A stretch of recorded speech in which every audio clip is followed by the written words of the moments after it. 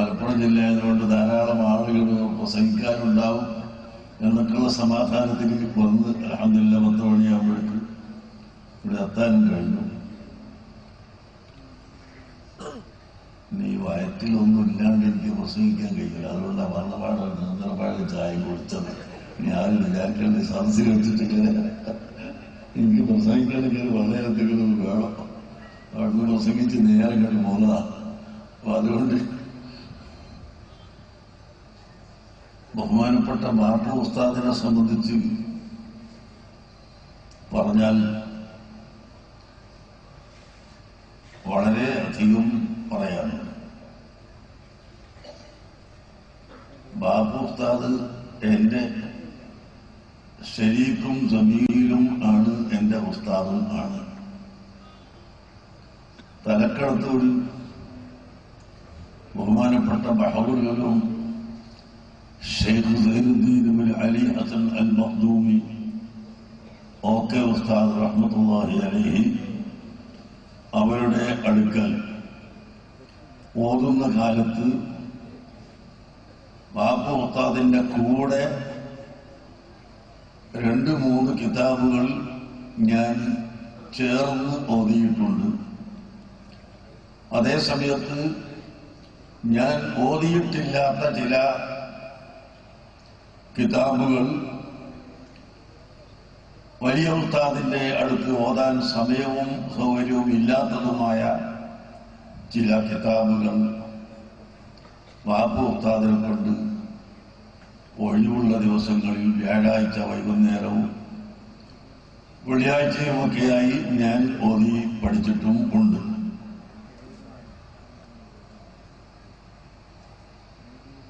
റിസാലത്തുൽ ഹിസാബ് എന്ന ഒരു കിതാബുണ്ട്. ഖിബ്ല എന്റെ കണക്കും ഇതെല്ലാം നോക്കുന്ന ഒരു കിതാബ്. അത് ഇൽമുൽ ഫലത്തിൽ പരിചയമുള്ള കൂടുതൽ പരിചയമുള്ളവർക്കാണ് എളുപ്പത്തിൽ പഠിക്കാൻ കഴിയുക.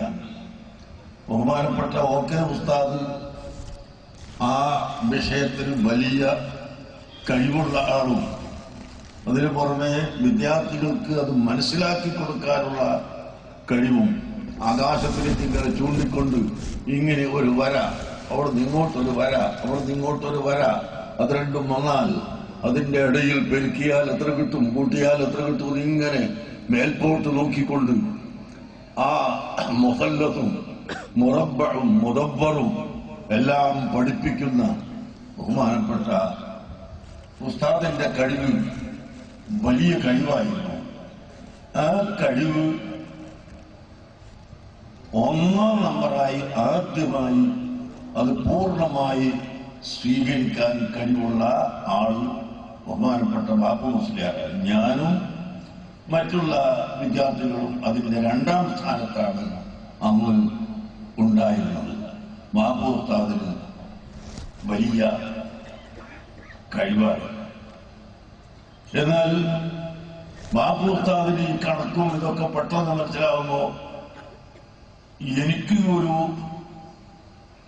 തത്വം ഓതുന്ന കാലത്തെ ഉണ്ട്. ഓതി പഠിക്കുന്ന പാഠം ഉസ്താദിന്റെ മുമ്പ് തന്നെ തിരിയാണ്ട് എഴുതിയിട്ട് പോയിക്കൂടാ എന്ന വാദക്കാരനാണ്, എന്ന ആഗ്രഹക്കാരനാണ് ഞാൻ.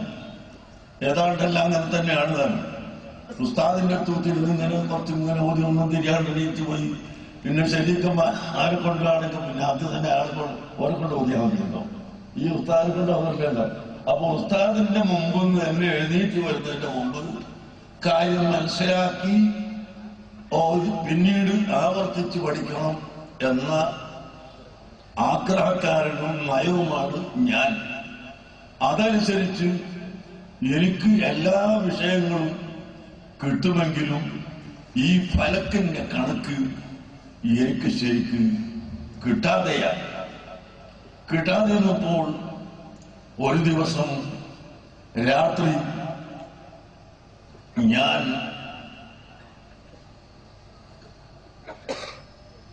ബാബു മുസ്ലിയാരെ വിളിച്ച് ഇരുത്തി എനിക്കിതൊന്ന് ശരിക്കും പഠിപ്പിച്ചിരണം. ഉസ്തുല്ലാബിന്റെയും മറ്റ് അങ്ങനെ കുറെ പദങ്ങളൊക്കെ ഉണ്ടാവും. ഇപ്പൊ സാധാരണക്കാരോട് പറഞ്ഞിട്ട് കാര്യമല്ല. അതെനിക്കൊന്ന് പഠിപ്പിച്ചു തരണം. എന്നിട്ടല്ലാതെ ഉറങ്ങാൻ സമ്മതിക്കൂല എന്ന് പറഞ്ഞു. അങ്ങനെ ഞങ്ങൾ രണ്ടുപേരും ഇരുന്ന് എനിക്കും ആ കാര്യം വ്യക്തമായി മനസ്സിലാകുന്നത് വരെ അങ്ങോട്ടും ഇങ്ങോട്ടും ഇരുത്തി കണക്ക് കൂട്ടി ഏകദേശം ഒരു 3 മണിയായപ്പോ ഞങ്ങൾ കിടന്ന് സുബൈക്ക് എഴുതിയിട്ട് സുബൈ നിൽക്കരിച്ചു. ഓക്കെ ഉസ്താദ് മുഴുവൻ ദിവസവും പാഠം നോക്കും, ഒരൊറ്റ ദിവസവും പാഠം നോക്കാണ്ട് ഞങ്ങളെ മുന്നോട്ട് വിടൂല. അന്നും പാഠം നോക്കിയപ്പോ എന്തോ ഒന്ന് രണ്ടാൾക്ക് കിട്ടിയില്ല. അപ്പോ പഠിച്ചിങ്ങനെ നടക്കലല്ലോ, കിടന്നുറങ്ങല പഠിക്കാണ്ട് ചോദിച്ചു ഉസ്താദ്. അപ്പൊ ഉസ്താദ് മെല്ലെ ഇന്ന് ഉസ്താദ് അത്